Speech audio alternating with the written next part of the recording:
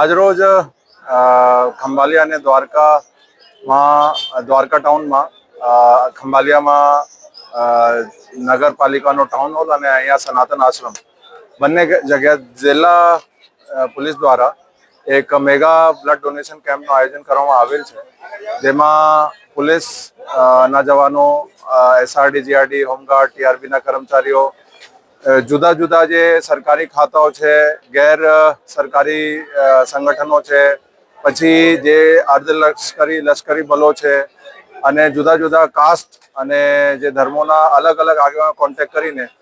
અત્યાર સુધીમાં ઘણા લોકો એમાં મોટા પ્રમાણમાં સહકાર આપ્યું છે અને સાંજ સુધીમાં અમારી અપેક્ષા છે કે